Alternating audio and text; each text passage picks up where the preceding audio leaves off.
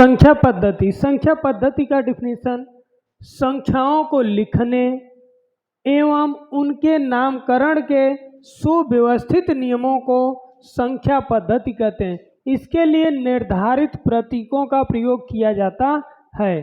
तो यहाँ अगर देखेंगे तो संख्याओं को लिखने, जो हम संख्या लिखेंगे उसकी बात हो रही है, एवं जो भी संख्या लिखेंगे उसका भी नामकरण होगा, और नामकरण का जो सुव्यवस्थित नियम होगा, जो सुव्यवस्थित नियम होगा उनको हम संख्या पद्धति कहते हैं। इसके लिए निर्धारित प्रतीकों का प्रयोग किया जाता है।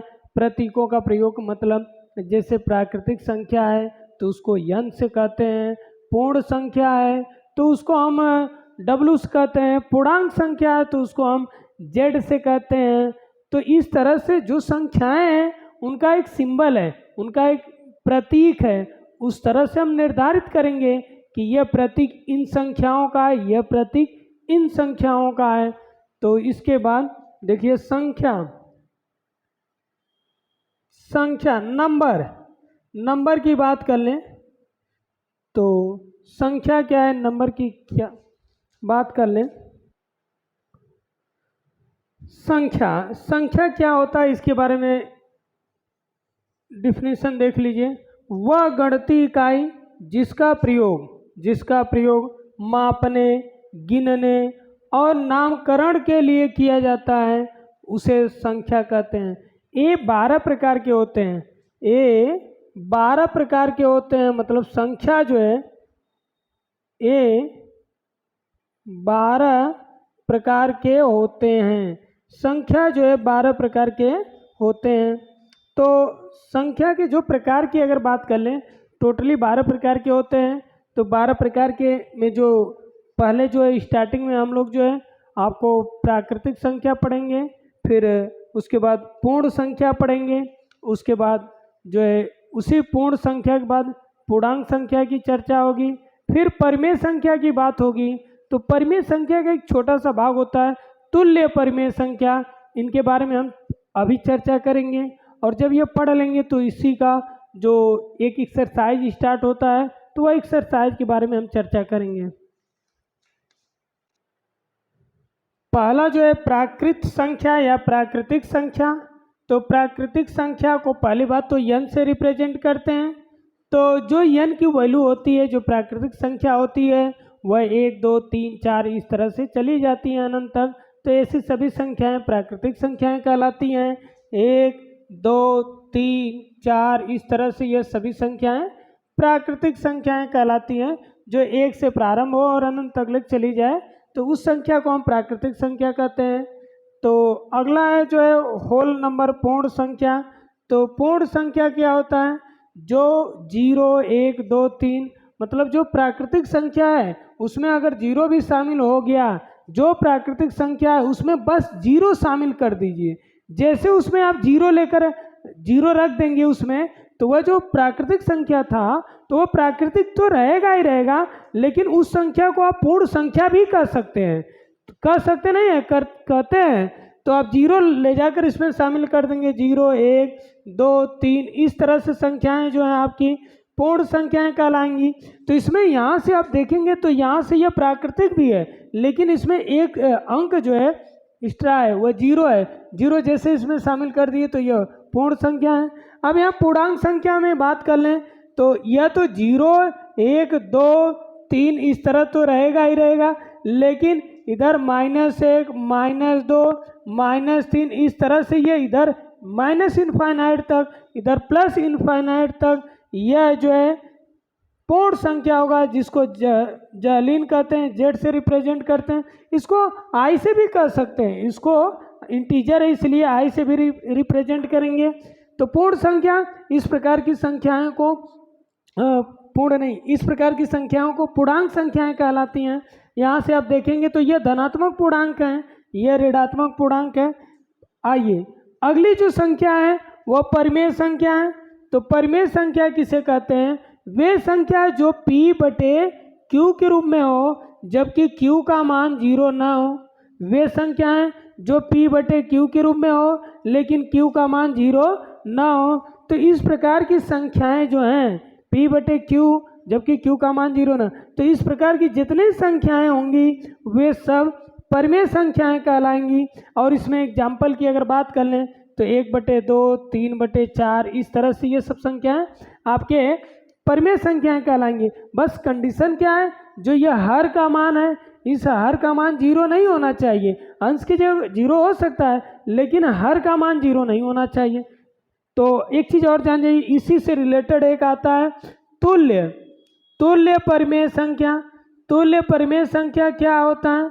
तो तुल्य परिमेय संख्या एक चीज और जान जाइए कि वे जितनी परिमेय संख्याएं होती हैं, जितनी भी परिमेय संख्याएं होती हैं वे अद्वितीय नहीं होती हैं। मतलब उस संख्या को आप कई रूपों में लिख सकते हैं।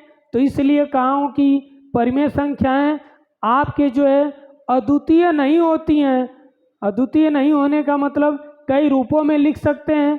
जैसे यह अगर कह लें तो 1/2 को एग्जाम्पल मैं लेकर चलूँ कि यह परिमेय संख्या है, तो इसमें आप अंश और हर में किसी संख्या से आप गुणा करते जाएंगे, कोई भी संख्या ले लेंगे। जैसे मान लीजिए 2 ले लिया, 2 से ऊपर 2 से नीचे गुणा कर दिया तो 2 × 2, 2 दूना 4। तो यह भी संख्या यही है, 1/2 और 2/4 एक ही है, लेकिन इसका रूप बदल गया, इसका जो देखने का नजरिया है वो बदल गया है, लेकिन दोनों एक ही हैं, दोनों सेम है। तो इस तरह अगर इसमें 3 से गुणा कर दिए 3, ये 3 दूना 6, यह भी यही है। तो ऐसी संख्याओं को हम कहते हैं तुल्य परिमेय संख्या कहते हैं। तो आप ये 4 हैं। एक चीज और जान जाइए कि 2 परिमेय संख्याओं के बीच में, 2 परिमेय संख्या अगर हैं, 2 परिमेय संख्याओं के बीच में, 2 परिमेय संख्याओं के बीच में, 2 परिमेय संख्याओं के बीच में क्या होता है, वह अपरिमित रूप से अनेक परिमेय संख्याएं होती हैं। अगर 2 संख्या ले लें, 2 संख्याओं अगर ले लिए तो इसके बीच में बहुत से छोटे छोटे या कह लें तो अनेक परिमेय संख्याएं सम्मिलित रहेंगी। अगर 2 संख्या ले लें तो यह भी फैक्ट आपको पता होना चाहिए। 2 परिमेय संख्याओं के बीच में अनेक परिमेय संख्याएं होती हैं, अनेक परिमेय संख्याएं होती हैं। तो यह भी फैक्ट याद कर लीजिएगा, यह फैक्ट के रूप में है। जैसे मान लीजिए 3 है और 4 है, यह भी परिमेय है। अगर 1/2 और 3/4 ले लेंगे तो यह भी परिमेय है। इनके बीच में अगर देखेंगे तो इन सब के बीच में आप देखेंगे तो बहुत से परिमेय संख्याएं हैं। बहुत से मतलब अपरिमित रूप से अनेक, अपरिमित रूप से अनेक परिमेय संख्याएं होती हैं। तो यह फैक्ट है, यह आप लोग लिख लीजिएगा। इसके बाद हम लोग आ जा रहे हैं एक्सरसाइज पर।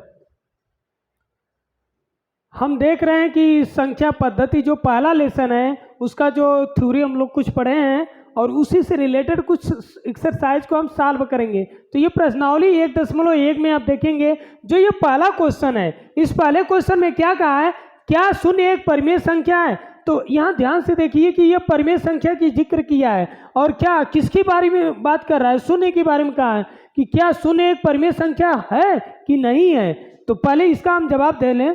तो परिमेय संख्या की अगर हम बात कर लें तो परिमेय संख्या का जो डिफिनीशन यही था कि जो P/Q के रूप में अगर है, जबकि Q का मान 0 ना हो, अगर इस रूप में है, P/Q के रूप में इस फॉर्मेट में है तो वे परिमेय संख्या होगी। अगर इस फॉर्मेट में नहीं है तो वे परिमेय संख्या नहीं होगी। तो 0 को क्या हम इस रूप में लिख सकते हैं? इसमें क्या कहा है कि क्या शून्य एक परिमेय संख्या है? अगर शून्य एक परिमेय संख्या है तो P/Q के रूप में लिख सकते हैं, अगर नहीं लिख सकते हैं तो परिमेय संख्या नहीं होगा। तो अब हम लोग जानते हैं कि कोई भी संख्या है उसके बटे में कुछ लिख सकते हैं। तो 0/1 अगर लिख दिए तब भी 0 ही होगा। 0/1 मतलब 0 में किसी से भी भाग देंगे तो 0 ही होगा। तो 0 को हम 0/1, 0/2, 0/3 इस तरह से कोई भी संख्या आप लिख सकते हैं। तो यह क्या इस फॉर्मेट में दिख रहा है? तो हाँ दिख रहा है कि P की जगह 0 हो रहा है, Q की जगह 1, और बस हमें यह हर का मान तो 0 नहीं होना चाहिए, P का मान कुछ भी हो सकता है। तो यह P/Q के रूप में आप लिख सकते हैं। जब P/Q के रूप में आप लिख सकते हैं तो मतलब शून्य आपका परिमेय संख्या है। ये शून्य जो है क्या है? परिमेय संख्या है। तो हम इसका आंसर देंगे कि शून्य जो है आपका परिमेय संख्या होगा। लिखेंगे हाँ, शून्य जो है एक परिमेय संख्या है। इसका सल्यूशन जो देंगे वो क्या देंगे, कहेंगे हाँ शून्य एक परिमेय संख्या है। ये तो बता दिए कि हाँ शून्य एक परिमेय संख्या है। कारण भी दे दें इसमें, क्योंकि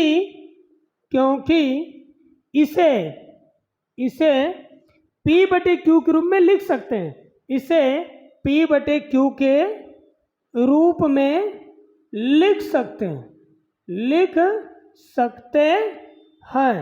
अब ये P बटे Q के रूप में लिख सकते हैं तो एग्जाम्पल भी लिख दें जो हम लोग इससे पहले सीखे हैं। एग्जाम्पल 0/1, 0/2, 0/3, इस तरह कोई भी संख्या आप लिख सकते हैं। तो जीरो को इस फॉर्मेट में लिख सकते हैं। अब जब इस फॉर्मेट में लिख सकते हैं तभी यह परिमेय संख्या होगा, क्योंकि P बटे Q के रूप में। तो आगे देखिए क्या लिखा, क्या इसे आप P बटे Q के रूप में लिख सकते हैं? जब परिमेय हो जाएगा तो P बटे Q के रूप में अवश्य लिख सकते हैं। यह भी इसी में शामिल हो गया। और कहा जहाँ P और Q पूर्णांक है तो P देखिए P ऊपर है, Q नीचे है। P बटे Q का है ना, तो Q का मान ये सब पूर्णांक ही तो हैं। 1 2 3 ये 1 2 3 ये पूर्णांक है, तो अवश्य पूरा सोल्यूशन बस कंप्लीट सोल्यूशन हो गया। अब दूसरा क्वेश्चन हम देखेंगे। चलिए ये क्वेश्चन नंबर 2 अगर ध्यान से देखें तो इस 2 में क्या कहा गया है, 3 और 4 के बीच में 6 परिमेय संख्याएं ज्ञात कीजिए। परिमेय संख्याएं कितनी ज्ञात करना है? 6 ज्ञात करना है। तो 2 तरीके हैं, वैसे तो बहुत तरीके हैं। क्योंकि कोई भी अगर 2 परिमेय संख्या है तो उसके बीच में अपरिमित रूप से अनेक परिमेय संख्याएं होती हैं। तो कोई भी संख्याएं, अब कोई भी सबका आंसर यूनिक नहीं हो सकता है, सबका आंसर अलग अलग हो सकता है। तो अगर आप देखें तो सबसे सिंपल तरीका यह है कि 3 और 4 के बीच में 3 और 4 के बीच में 6 परिमेय संख्या। अब परिमेय संख्या किस तरह लिख सकते हैं? जैसे 3 तो है, 3 को नहीं ले रहे हैं, 3 के आगे 3.1 ले लीजिए, 3.2 ले लीजिए, 3.3 ले लीजिए, 3.4 ले लीजिए, 3.5, 3.6। तो 1 2 3 4 5 6, तो सबका आंसर भिन्न भिन्न हो सकता है क्योंकि अनेक होते हैं। अनेक में से कोई क्या ले रहा है, तो इस हिसाब से तो भिन्न भिन्न आंसर आना ही संभव है। तो ऐसा नहीं है कि सबका आंसर सेम हो, तो यह भी आंसर होगा। लेकिन अगर एनसीईआरटी में एक बात और बोल दिया है, यह कहा है कि इस टाइप के जितने सवाल होते हैं तो यहाँ 6 अगर है, यह 6 है तो 6 में दूसरा है या अथवा करके सॉल्यूशन दे रहा हूँ इसका। अगर यह 6 है तो 6 में 1 जोड़ दें।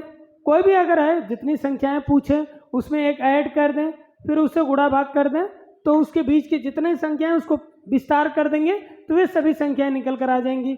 जैसे 6 है तो 6 में 1 जोड़ देंगे 7, तो यहाँ लिखेंगे 3 और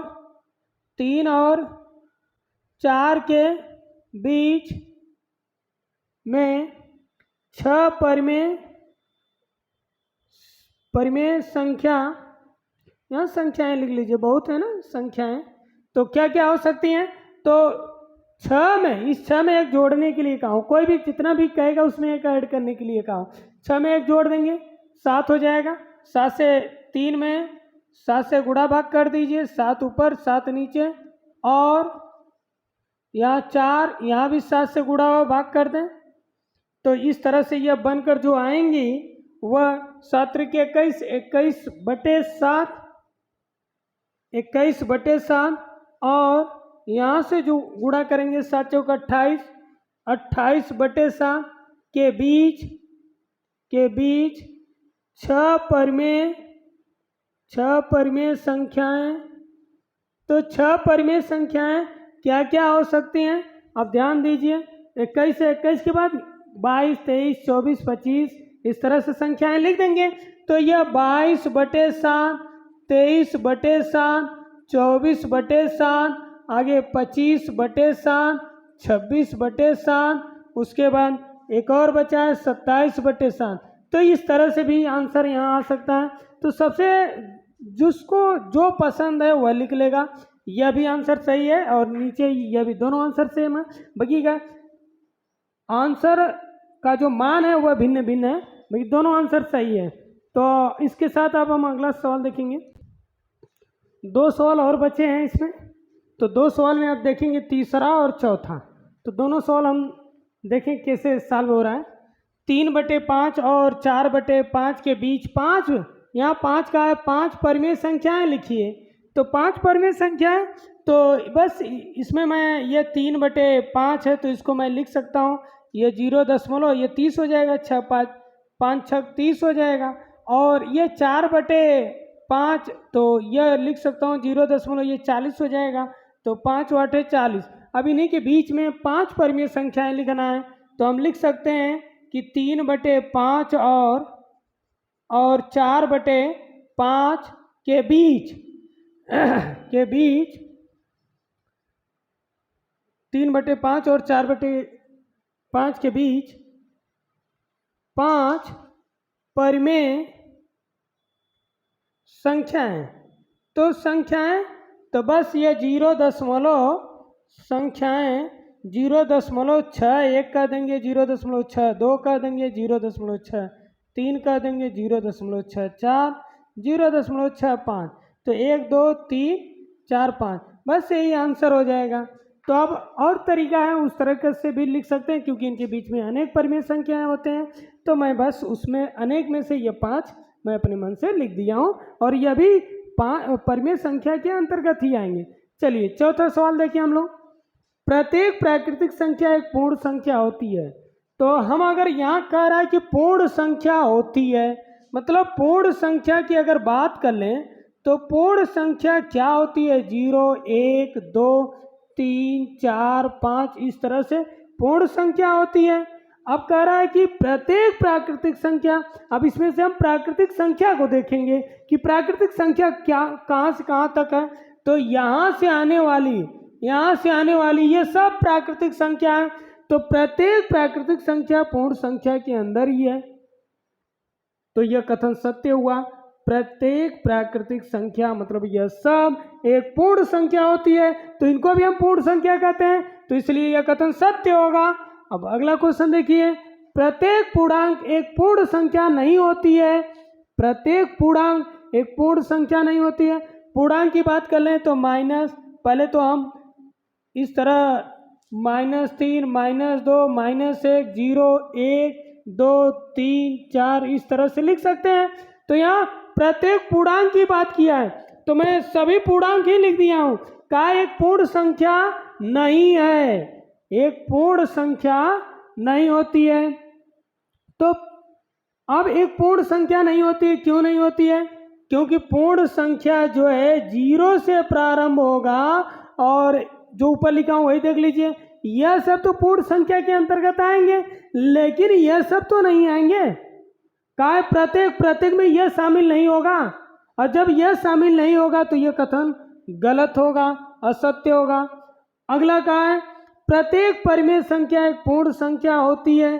प्रत्येक परिमेय संख्या, तो परिमेय संख्या की अगर बात कर लें तो परिमेय संख्या 1/2 भी आपका परिमेय है, लेकिन 1/2 आपका पूर्ण संख्या नहीं होती है। यहाँ का होती है, यहाँ नहीं होती है, तो इसलिए यह गलत है।